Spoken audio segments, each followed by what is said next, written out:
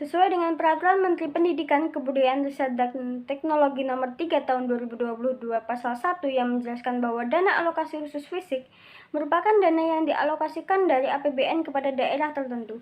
Sedangkan menurut Peraturan Kementerian Dalam Negeri Nomor 27 Tahun 2021 bahwa APBD adalah rencana keuangan tahunan daerah yang ditetapkan dengan peraturan daerah.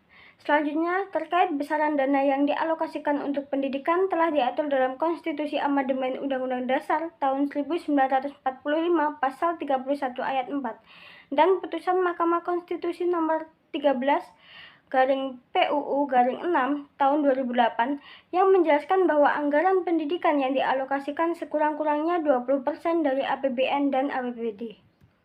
Kami, tim Sakura, akan melakukan audit investigatif terhadap dugaan penggelapan dana pada pembangunan ruang kelas baru di SMK 1 ABC.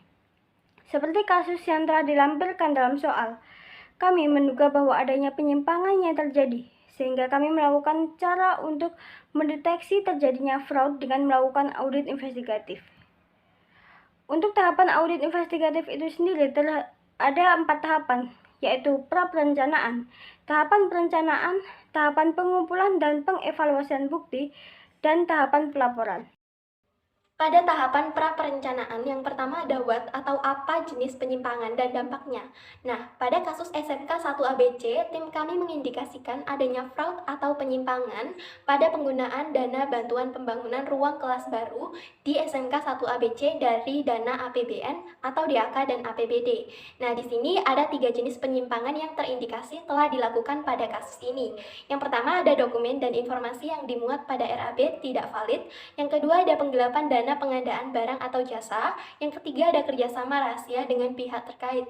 Nah, selanjutnya ada beberapa peraturan hukum yang terindikasi telah dilanggar atas penyimpangan yang terjadi. Yang pertama ada Peraturan Presiden RI Nomor 7 Tahun 2022 tentang petunjuk teknis DAK Fisik tahun anggaran 2022.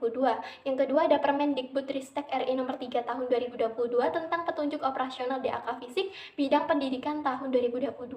Yang ketiga ada Keputusan Deputi Bidang Pengembangan Strategi dan Kebijakan LKPP Nomor 2 Tahun 2022 tentang model dokumen swakelola. Yang keempat ada Peraturan Lembaga Kebijakan Pengadaan Barang atau Jasa Pemerintah Nomor 3 Tahun 2021 tentang pedoman swakelola. Yang kelima ada Peraturan Presiden Nomor 16 Tahun 2018 tentang pengadaan barang atau jasa pemerintah. Yang keenam ada Peraturan Presiden Nomor 12 tahun 2021 tentang perubahan atas Aturan Presiden Nomor 6 tahun 2018 tentang pengadaan barang atau jasa pemerintah.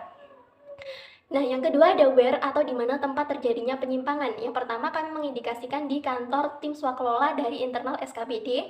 Yang kedua ada sekolah SMK 1 ABC. Yang ketiga ada toko material bangunan dan tempat penjualan kelengkapan pembangunan ruang kelas baru. Nah, yang ketiga ada when atau kapan waktu terjadinya penyimpangan. Nah, di sini indikasi waktu terjadinya peristiwa fraud atau penyimpangan di SMK 1 ABC dapat dilihat pada gambar di bawah ini. Dimulai dari permintaan kesediaan mengelola dana bantuan sesuai apa yang disepakati, sampai pelaksanaan pekerjaan dan pelaporan pertanggungjawaban kegiatan. Selanjutnya adalah pihak-pihak yang bertanggung jawab dan dapat dimintai keterangan, di antaranya penjual material bangunan, Dinas PUPR, Kepala Sekolah, tim swakelola dari internal sekolah yang terdiri dari tim perencana, pelaksana, dan pengawas sesuai dengan Peraturan LKPP Nomor 3 Tahun 2021. Tim swakelola dari internal SKBD yang terdiri dari tim pemantauan dan evaluasi pelaksanaan yang dilakukan oleh Kemendikbud, Dinas Pendidikan Provinsi, dan Kabupaten atau Kota.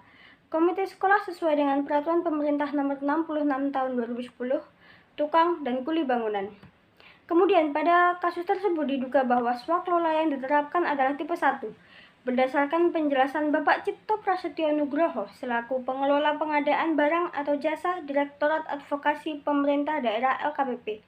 Terkait motif dan alasan dilakukannya penyimpangan tersebut adalah karena pelaku ingin menggelapkan dana pembangunan dan karena kurangnya rasa tanggung jawab maupun adanya tekanan yang diterima pelaku.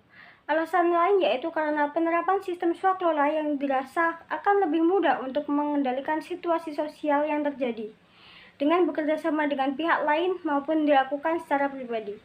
Selain itu didukung dengan adanya peluang akibat dari kontrol manajemen yang lemah, sehingga pelaku mampu melakukan penyimpangan dengan menggelapkan dana maupun manipulasi data. Di sini saya akan menjelaskan mengenai unsur bagaimana. Jadi unsur bagaimana ini berkaitan langsung dengan modus atau cara seseorang atau pihak tertentu melakukan penggelapan dana. Nah, yang pertama itu bagaimana sih penggelapan tersebut bisa dilakukan.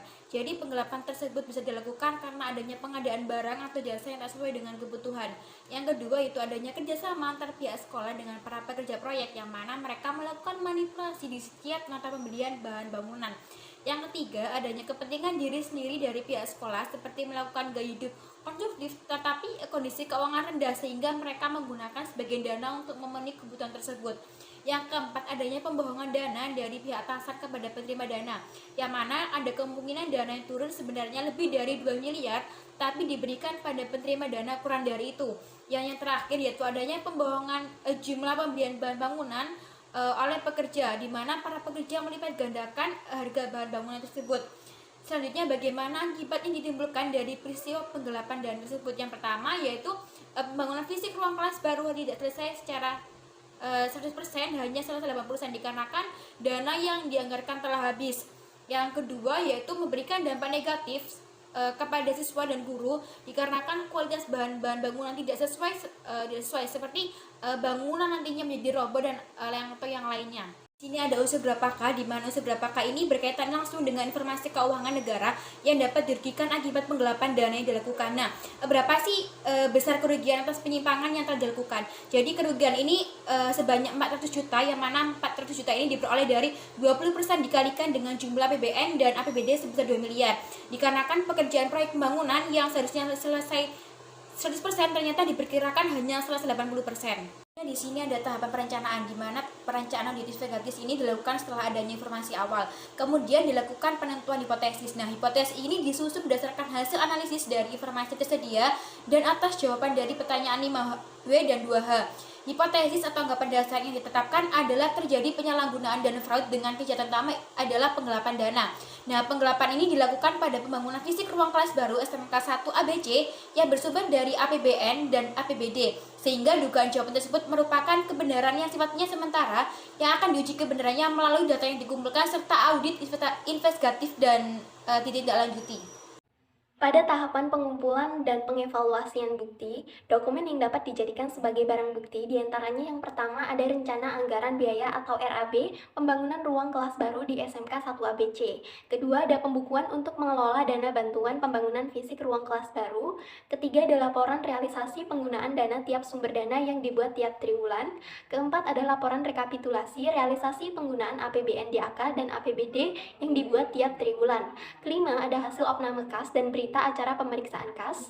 Keenam ada bukti transaksi atau pengeluaran yang dapat berupa kwitansi atau tanda terima uang yang sah. Ketujuh ada dokumen pendukung misalnya berupa surat undangan, surat tugas, SK, foto kegiatan, foto barang, surat pesanan, surat perintah kerja, berita acara penerimaan barang, dan kedelapan laporan hasil pelaksanaan kegiatan.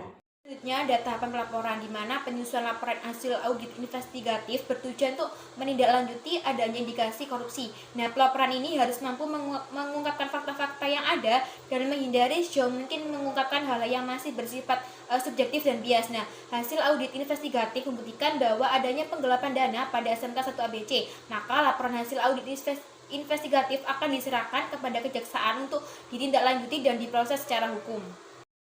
Sehingga kami menyimpulkan bahwa ditemukannya kecurigaan terhadap tim swakelola dari internal sekolah dalam melaksanakan pembangunan tersebut, yang mengarah pada perilaku ketidakpatuhan prosedur dalam menindaklanjuti kecurigaan tersebut dengan audit investigatif, maka ditemukan penyalahgunaan dan penyimpangan dalam jabatan dengan indikasi kejahatan utama adalah korupsi.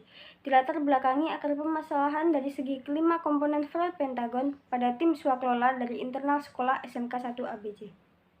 Sekian penjelasan dari kami, terima kasih.